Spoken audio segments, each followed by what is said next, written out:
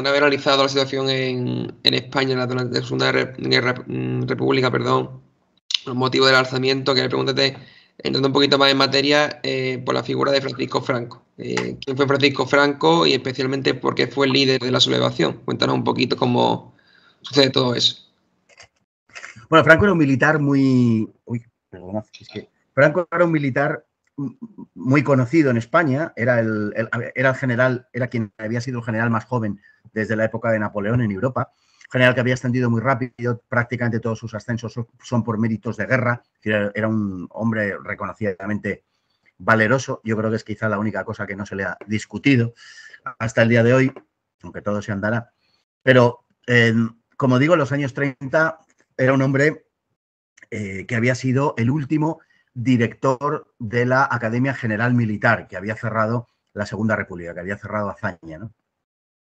Había hecho su carrera en África y eso tiene una gran importancia. Él mismo dijo en alguna ocasión que yo no me explicaría a mí mismo sin África, porque África fue donde se forjaron una gran cantidad de militares, de hecho los más importantes de la Guerra Civil Española, no solamente en el bando nacional, también en el republicano. Y bueno, fue un militar muy, por un lado, conocido como jefe de tropas, comando de tropas, pero también un gran militar como estratega, según demostró luego durante la Guerra Civil Española. Estuvo también en el Estado Mayor y contribuyó desde Madrid a sofocar la rebelión de octubre del 34 contra la República, como hemos dicho antes, que llevaron a cabo los partidos y sindicatos de izquierda. Franco hizo todo lo posible por no sublevarse. Franco era un hombre que intentó por todos los medios cumplir la legalidad. De hecho, cuando se produce la sublevación de Sanjurjo el 10 de agosto de 1932 y la sublevación fracasa, sublevación a la que él no se sumó en absoluto, le comentó a Sanjurjo: te has ganado el derecho a ser fusilado. Es decir, que él no se sublevó contra la República hasta el último momento. Y de hecho, los militares que llevaban la rebelión, sobre todo el general Mola, pero no solo, digamos que le afeaban su renuencia a sumarse a la sublevación. Porque él decía que había que esperar, aquí había que aguantar todo lo que hubiera que aguantar y que había que esperar antes de hacer algo como una sublevación militar, ¿no? En ese sentido, Franco no era como muchos otros militares. El ejército español tenía desde la Guerra de Independencia una larga tradición de pronunciamientos, ¿no? Que se decía, todo el siglo XIX está lleno de distintos enfrentamientos civiles, dos grandes guerras carlistas, una tercera en medio, la conocida como la Guerra de los Matiners, que es una guerra de menor intensidad, pero que también es una pequeña guerra civil, por llamarlo de alguna manera. Hay golpes militares cada 2 por 3, algunos de los cuales triunfan y cambian gobiernos. Generalmente golpes militares que daban los militares más a la izquierda, los militares progresistas, aunque también hubo golpes moderados, pero sobre todo de los primeros.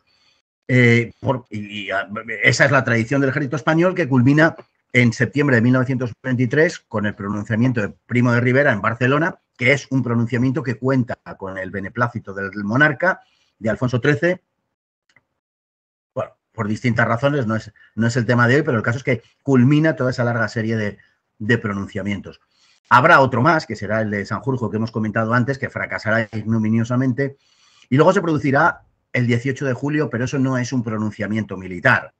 Eso es un levantamiento, un alzamiento militar secundado y seguido por una gran masa de población. Un pronunciamiento básicamente consistía en que un líder militar, bueno, un jefe militar, un oficial, incluso llegó a haber un pronunciamiento de sargentos, pero bueno, en fin, un oficial o un general o un coronel se sublevaban, normalmente instigados por un político.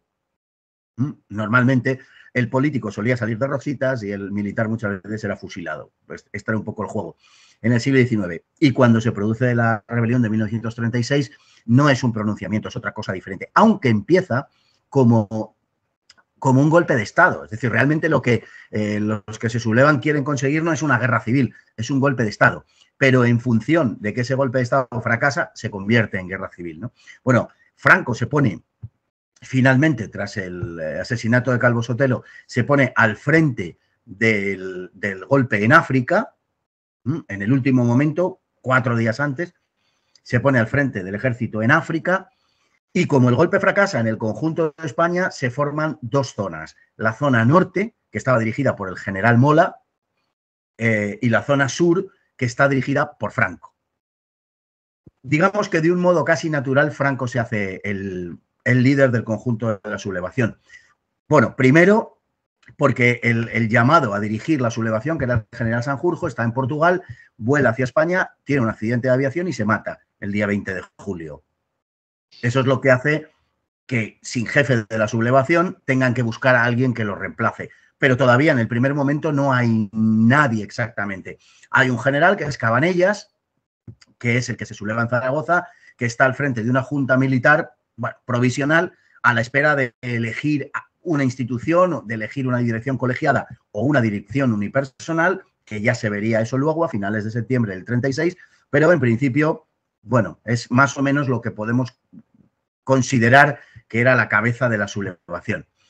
Al quedar España, como digo, dividida, la zona norte, el general Mola, la zona sur, Franco enseguida da una serie de pasos de pedir ayuda internacional a Italia, utiliza el contacto de Alfonso XIII, del rey que estaba exiliado en Roma, y algunos otros contactos que había tenido anteriormente la derecha española junto a Mussolini para pedirle ayuda militar a este. Y también envía petición de ayuda militar a Alemania. Poco a poco Franco se va haciendo un poco el jefe natural de la rebelión. Además es más joven que los demás, tiene más empuje, es una persona más conocida y consigue sobre todo llevar a cabo el salto del ejército de África a la península, que este es el gran hecho militar que permitirá que los nacionales ganen la guerra, porque si no hubiera pasado el ejército de África a la República, unos 32.000, 33.000 hombres, que eran lo mejor del ejército español, estaban las unidades de legionarios y de regulares, si no hubieran pasado, la sublevación hubiera sido aplastada seguro en la península. Y Franco monta el primer puente aéreo de la historia. Lo lleva a cabo Franco y logra pasar a la península, bueno, pues una cantidad de hombres creciente para, sobre todo el día 5 de agosto, ya ha situado varios batallones en Andalucía que se concentran en Sevilla, y a partir de ahí Franco dirige la marcha a través de Andalucía Occidental y sobre todo Extremadura hacia Madrid, pasando, bueno, luego se desviará hacia Toledo, pero la idea es ir hacia Madrid. Bien, entre tanto, contactan en Cáceres, que es donde Franco se instala después de Sevilla, en el Palacio de los Golfines, en Cáceres, contactan la zona norte con la zona sur y ya la zona nacional es una sola. Tienen toda la frontera con Portugal, Andalucía Occidental, la mayor parte de Extremadura y van entrando, como digo, hacia Madrid. Y entonces, a finales de septiembre, en la zona sublevada, que ya se llama zona nacional, se plantean qué tipo de dirección tiene que haber, porque hasta entonces todo era muy caótico dentro del orden militar, pero era todo muy caótico en las dos zonas, mucho más en la zona del Frente Popular que en la zona nacional, pero también. Y había, pues porque había muchas fuerzas políticas en pugna, en la zona nacional digo, y porque no estaba claro todavía que el poder militar estuviese por encima del poder político. Había muchos enfrentamientos o ciertos enfrentamientos por esa razón. Y antes de que todo eso fuera más, los militares tuvieron que optar por dos cosas. La primera, ¿tenemos una dirección colegiada o una dirección unipersonal? Y todos los militares estuvieron de acuerdo, todos menos uno, menos el presidente, menos Cabanellas, todos estuvieron de acuerdo en que la Junta fuese unipersonal, es decir, que estuviese mandado por una persona, por uno solo. Bien, una vez que se había determinado esto, ¿a quién elegimos? La persona evidente, la persona, digamos, que centraba todas las esperanzas, la persona que era la referencia del bando sublevado, el militar más destacado, era Francisco Franco, y esa es la razón por la que se elige a Francisco Franco a finales de septiembre del 36, y el 1 de octubre de 1936 es proclamado públicamente como jefe del Estado aunque en realidad la fórmula originaria no fue esa, fue jefe del gobierno del Estado español, pero bueno, se le consideró a partir de entonces jefe del Estado y del gobierno de España, y digamos que fue el modo en el que se hizo con el mando, con el poder en la zona nacional. Eso es lo que permitió que la zona nacional durante toda la guerra fuese una zona, digamos, ordenada, que fuese una zona que trabajó en pos de la victoria, mientras que en la zona enemiga pues todo eran disensos, discordias, lucha, pelea y caos, ¿no? Y crímenes y asesinatos entre ellos. Entonces, esa fue una de las claves, a mi juicio, probablemente la más importante de todas, que explica el resultado de la guerra. Y al frente de la zona nacional estuvo Franco, que fue ya indiscutido, digamos, salvo algún pequeño episodio, sobre todo durante la Segunda Guerra Mundial, pero fue el jefe indiscutido de la zona nacional. Entre otras cosas porque incluso las fuerzas políticas que apoyaban el alzamiento, que apoyaron la sublevación y luego la zona nacional, todas creían, y Franco lógicamente alimentó esa creencia, todas creían que tenían a Franco de su lado. Los militares, porque obviamente Franco era uno de ellos, era un militar y no había más que hablar. Los monárquicos, porque Franco era monárquico. El rey, Alfonso XIII, había sido padrino de boda de Franco. O sea, Franco era monárquico y bueno. Y la falange, pues porque entonces era, por decirlo así, la fuerza de moda, la fuerza más moderna, la fuerza más semejante a las que estaban triunfando en Europa.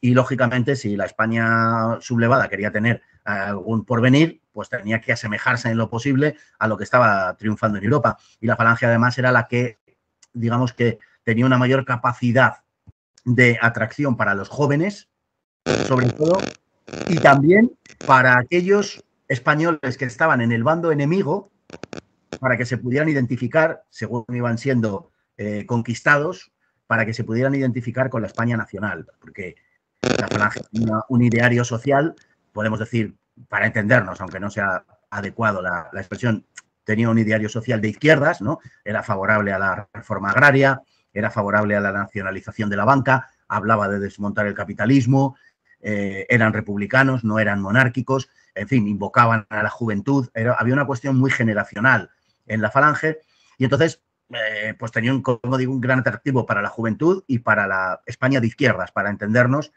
de entre todas las fuerzas nacionales, pues era la más parecida, podemos decir, si queremos hablar en esos términos, la más social, ¿no? Y los carlistas, pues también, pues, depositaron los tradicionalistas, bueno, prefiero decir los tradicionalistas que los carlistas, por abreviar, depositaron también sus esperanzas en Franco, pues porque era un hombre que iba a restaurar la España católica, etcétera, ¿no? Y en la generalidad de la opinión conservadora, pues confió en Franco, pues un poco como siempre sucede en estos casos, porque la población, el pueblo, sigue al poder, ¿no? Eso es siempre así, va detrás del poder.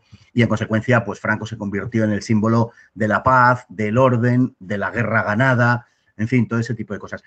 Y es como, bueno, como Franco se hizo con el poder, como Franco llegó al mando de la zona nacional. Realmente, casi podemos decir aclamado, o al menos con una práctica unanimidad por parte de las fuerzas militares y de las fuerzas políticas y civiles.